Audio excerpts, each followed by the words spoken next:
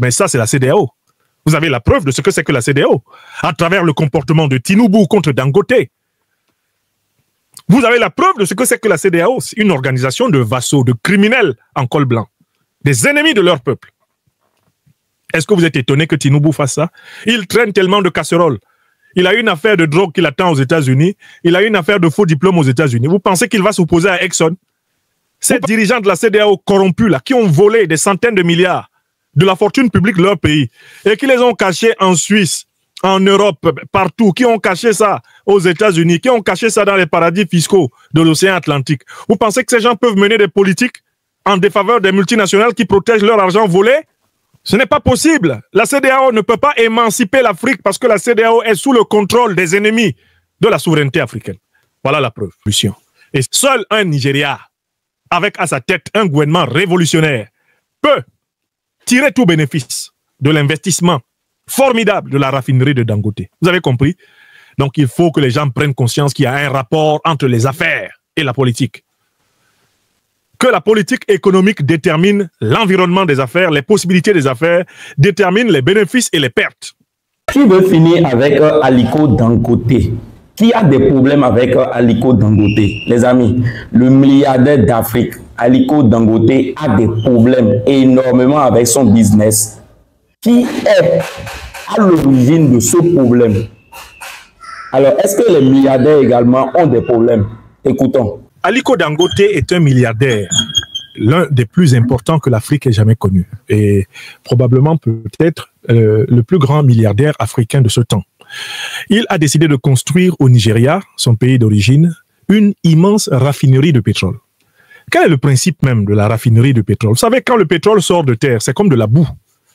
Et on doit en fait procéder à des opérations chimiques pour séparer les différents types de carburants et en faire des produits finis.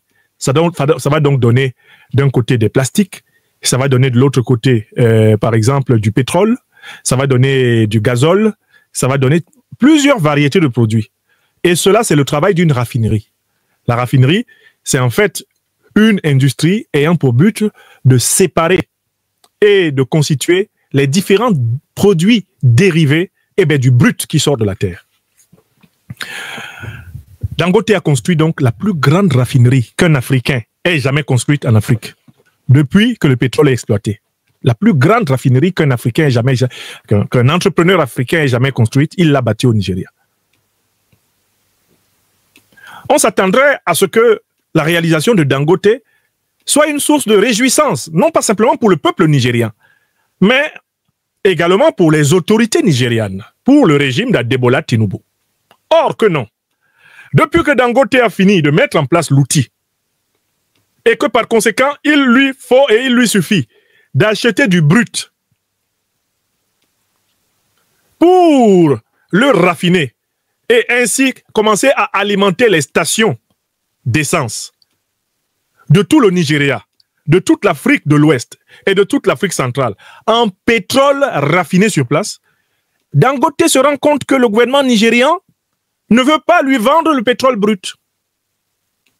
Dangote se rend compte qu'on préfère que le pétrole brut aille dans les cuves de Total, dans les cuves d'Exxon, dans les cuves de British Petroleum, que le pétrole brut aille dans les cuves de Shell, qu'il sorte à l'état brut du Nigeria, qu'il aille dans les raffineries en Europe, en Amérique, en Angleterre, et que c'est dans ces raffineries que ce pétrole soit raffiné, transformé en produit fini qu'on va revendre aux Africains.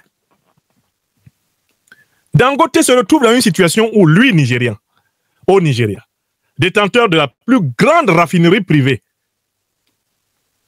n'est pas prioritaire pour les ventes de pétrole brut.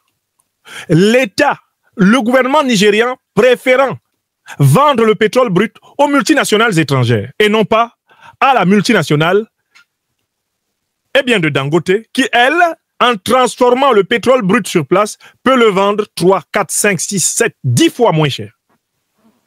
Et donner ainsi des emplois qui se trouvent maintenant en Europe, qui se trouvent maintenant au Royaume-Uni, qui se trouvent maintenant aux États-Unis, des emplois qui se trouvent maintenant au Moyen-Orient. Tous ces emplois-là, Dangote, avec sa raffinerie, peut les donner sur place aux Africains du Nigeria. Mais le gouvernement nigérien s'oppose. et veut faire échouer la raffinerie de Dangote faute de fourniture de pétrole brut. Est-ce que vous avez compris ce qui se passe là? C'est un scandale. C'est une honte pour l'Afrique contemporaine qu'il y ait encore des dirigeants comme Tinubu à la tête de nos États. Donc Tinubu préfère vendre le brut du Nigeria à Total pour que les multinationales françaises raffinent et revendent le pétrole produit fini aux Nigérians très cher. Il préfère prendre le brut nigérian, le donner à Exxon Mobil américaine, prendre le brut, le donner à British Petroleum, prendre le brut nigérian, le donner à Shell, que de le donner à Dangote. Donc, Tinubu est un antipatriote économique. Mieux, ce n'est pas parce que Dangote ne peut pas payer au même prix que les autres. Dangote propose même de payer plus l'État. De donner un peu plus à l'État que ce que donne British Petroleum. De donner un peu plus à l'État du Nigeria que ce que donne Total, que ce que donne Shell, que ce que donne Exxon Mobil. Dangote propose de payer plus le brut. Mais en le raffinant sur place, il est sûr de pouvoir le vendre moins cher et d'avoir une clientèle massive. On refuse. Et voilà ce qui m'inspire donc les remarques suivantes. Premièrement, que nous apprend cette affaire? Que ceux qui ont voulu faire des affaires au niveau de Dangote, investir des centaines de milliards de dollars, comme Dangote l'a fait, pour créer par exemple cette raffinerie, sans avoir regardé l'environnement politique dans lequel ils font des affaires, sont particulièrement naïfs. Ça, je commence par critiquer Dangote. Le milliardaire Dangote, depuis qu'il est là, il fait ses affaires. Tant que dans un pays, on le laisse faire ses affaires, bien sûr, il dit qu'il ne se mêle pas de politique. Bon, en fait, faire vos affaires avec des pays qui sont organisés pour piller leur peuple, c'est favoriser les pillards. Faire vos affaires avec des pays dont vous savez très bien que les bénéfices ne rentrent pas en faveur de la santé, de l'éducation, de la sécurité de la population, ne rentrent pas en faveur de l'alimentation. Quand vous faites des affaires avec des pays comme cela, en fait, vous aidez des dictatures et des multinationales étrangères à voler. Donc, ma critique première va à Dangote. Au moment d'implanter sa raffinerie au Nigeria, il aurait dû préalablement se demander quelle serait l'attitude des gouvernements nigérians envers son offre. Je m'étonne qu'à ce niveau de responsabilité, il ait pu penser que les gouvernements nigériens, qui depuis la guerre de Biafra dans les années 70, se sont soumis aux puissances néocolonialistes occidentales, se sont soumis à l'OTAN. Je me suis demandé comment Dangote pouvait penser que ces gouvernements nigérians qui sont soumis à l'OTAN depuis le temps de la guerre du Biafra au moins, jusqu'à aujourd'hui, comment ils pouvaient penser que ces gens vont le laisser implanter une raffinerie qui va faire perdre de l'argent à Total, à Exxon Mobil, à British Petroleum, qui va faire perdre de l'argent à Shell. Comment Dangote a-t-il pu s'asseoir dans son bureau et penser que les vassaux qui sont assis à Aso Rock, Lagos, oseraient prendre une décision qui ne plaise pas au conglomérat anglo-américano-européen qui tient à considérer que le pétrole africain lui appartient? Si vous m'avez bien compris, où est-ce que, dans quelles conditions Dangote aurait-il dû construire sa raffinerie? Quand vous regardez le Niger et le Nigeria actuel, dans quel pays Dangote aurait-il dû construire sa raffinerie? Et je m'adresse là aux entrepreneurs africains. Vous avez des milliards dans vos comptes bancaires, je ne sais où. Vous voulez investir, mais faites d'abord une étude politique. Faites une étude socio-politique du terrain dans lequel vous allez placer votre argent. Si Dangote m'avait demandé un conseil pour construire son industrie au Nigeria, je lui aurais demandé d'attendre d'abord qu'au Nigeria, il y ait un gouvernement panafricaniste révolutionnaire avant de construire sa raffinerie. Je recommence. Si Aliko Dangote m'avait demandé, professeur Nyamsi, est-ce que vous pensez que je dois construire cette raffinerie maintenant au Nigeria? Je lui aurais dit non. Vous devez d'abord soutenir le mouvement panafricaniste révolutionnaire du Nigeria. Parce que votre raffinerie ne pourra fonctionner que si ce sont des panafricanistes révolutionnaires qui gouvernent le Nigeria et qui vont donc appliquer les principes du patriotisme économique africain. Donc, contrairement aux apparences, un homme d'affaires peut avoir intérêt à ce qu'il y ait d'abord une révolution, surtout s'il veut être au service de son peuple. Dangote fait partie un peu de ces bourgeois africains qui pensent qu'ils sont plus intelligents parce qu'ils s'entendent avec toutes sortes de dirigeants et ils font leurs affaires. S'il place ses billes à Douala, il fait sa cimenterie, Paul Biya le laisse faire sa cimenterie, lui il sort son argent, il s'assoit dans son palais à Lagos, il mange. S'il s'en va faire... En fait, il ne se pose jamais la question de savoir quel est l'état de la population. Quel est l'état du rapport de force socio-économique? Qu'est-ce qui se passe s'il y a un changement socio-économique dans ce pays? Qu'est-ce qui se passe s'il y a un changement socio-politique dans ce pays? Est-ce que mes affaires sont stables? Donc, ma première remarque, c'est de dire à tous ceux qui ont des capitaux de créer dans leurs entreprises une cellule d'analyse sociopolitique, d'analyse géopolitique et géostratégique. Et de ne pas se contenter simplement des recommandations de leurs ingénieurs, de leurs banquiers et de leurs économistes. Étudier sérieusement l'Afrique avant d'y placer des fonds. Alors, j'aurais dit, moi, à Aliko Dangote, après la chute de Mohamed Bazoum et l'installation du gouvernement du CNSP, ou après l'avènement d'Assimi Goïta et ses compagnons à la tête du Mali, avec le CNT malien, je lui ai dit, il y a des réserves faramineuses de brut dans le sous-sol malien. Construisez votre raffinerie au Mali. Parce que le peuple malien bénéficie d'une révolution politique structurelle et endogène. Je lui aurais dit, construisez votre raffinerie au Niger. Parce que la révolution incarnée par le CNSP et le président Tchani vous garantit de pouvoir faire baisser le prix du brut à partir de ce pays, sans voir les autorités vous tomber dessus. Donc, il faut que les milliardaires africains comprennent qu'ils ne pourront pas prospérer en Afrique sans épouser la lutte panafricaniste révolutionnaire.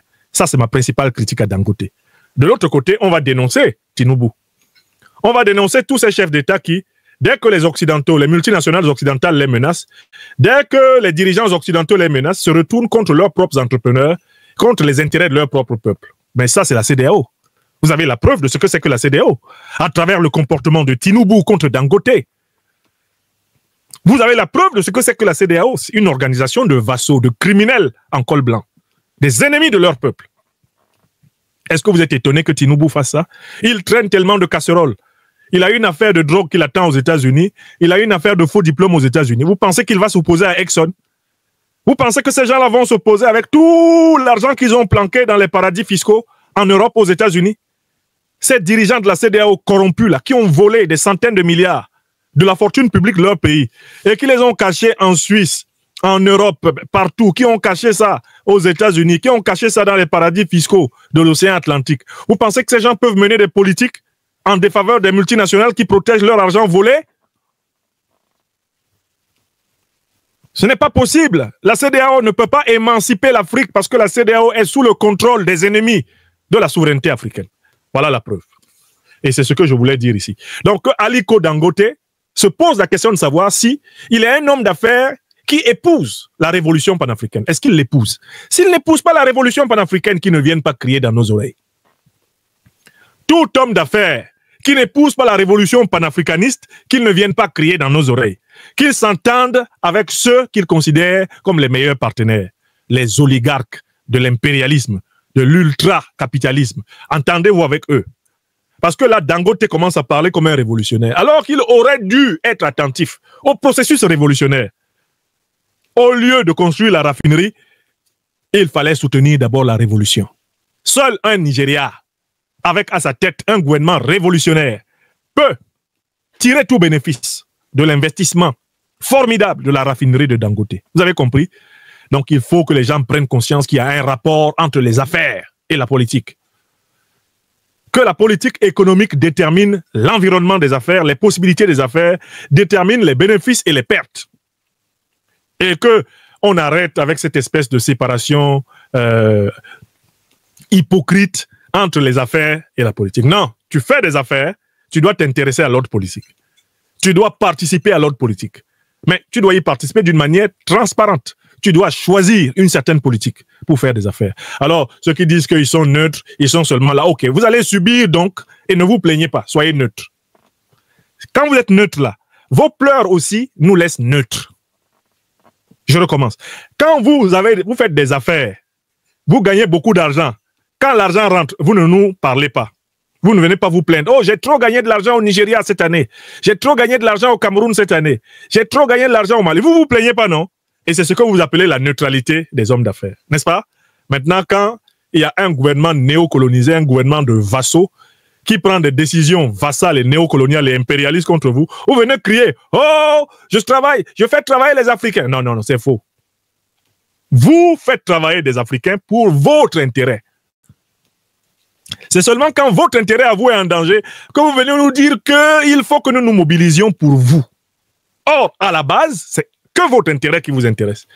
Les grands hommes d'affaires, les grands milliardaires africains du présent et de l'avenir sont ceux qui placeront le bien commun de l'Afrique avant leur intérêt et leur profit personnel.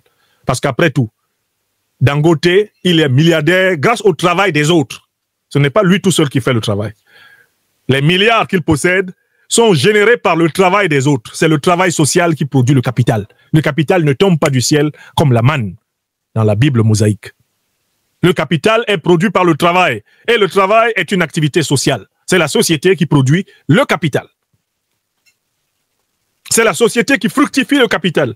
La plus-value n'est pas un miracle alchimique. Elle est le résultat de la sueur, des larmes et du sang des gens qui travaillent. Donc, respectez le peuple et engagez-vous pour une politique des peuples.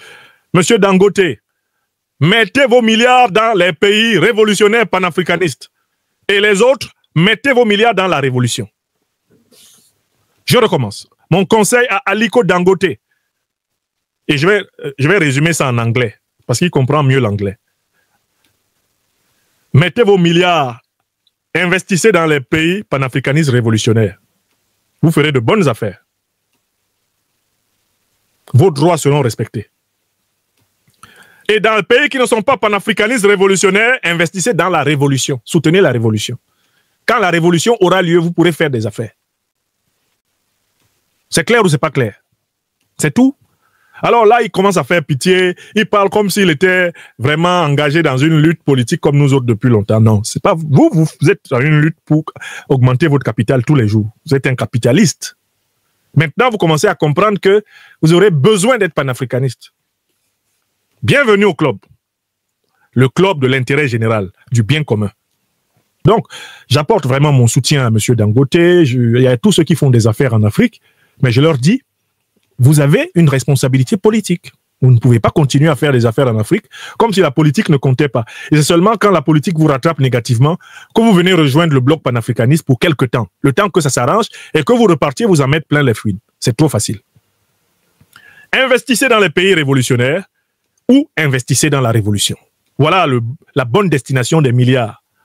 Voilà les amis, le problème de l'Africain, c'est l'Africain. Nous allons parler ici de la production locale. Et nous avons vu que Aliko Dangote a installé sa raffinerie de pétrole. Le gars, il a dépensé des milliards pour installer sa raffinerie de pétrole dans son propre pays, le Nigeria. Et maintenant, le Nigeria refuse de vendre le pétrole brut à Aliko Dangote. Les amis, vous voyez la cruauté en Afrique. Là, on parle de la production locale. Quand on fait la production locale, les amis, c'est beaucoup d'argent. D'abord, on crée d'emplois pour aider la jeunesse. C'est une opportunité pour le gouvernement. Et c'est exactement le problème que nous, les éleveurs, nous avons. Nous, on fait l'élevage de poulets. Pour ceux qui ne me connaissent pas, je suis le coach Emmanuel Agronome, un technicien supérieur. Je fais la production du poulet. Et je ne fais pas n'importe quel poulet. Je fais le poulet local 100% africain parce que je ne veux pas importer des poussins. La production des poussins, l'engraissement de ces poussins, la production d'aliments jusqu'à la commercialisation. Mais, vu l'opportunité que la race locale a sur notre continent, l'Afrique, les amis, vous n'êtes pas sans savoir que l'Afrique importe régulièrement des poulets congelés. Malgré que nous avons des opportunités, nous avons la terre, nous avons la jeunesse, nous avons l'argent. Le problème de l'Africain, c'est l'organisation. Le problème de l'Africain, c'est l'Africain. L'Africain n'aime pas consommer local. Si vous encouragez la production locale, il faut également encourager la consommation locale. On ne peut pas faire la production locale sans encourager la consommation locale. Et il faut stopper l'importation des poulets. Regardez le problème que Dangote a. Il a investi des millions de dollars pour construire ça. Et maintenant, son propre pays, c'est ça qui me touche, moi. Son pays. Si c'était à l'étranger, on va dire que c'est parce qu'il est à l'étranger de rentrer à la maison. Maintenant, le gars est chez lui, à la maison. Il rencontre ces problèmes. Les amis, c'est pas possible. Vous en pensez quoi? Aliko Dangote doit faire quoi maintenant? Merci beaucoup les amis et j'attends vos réponses dans les commentaires. À tout à l'heure.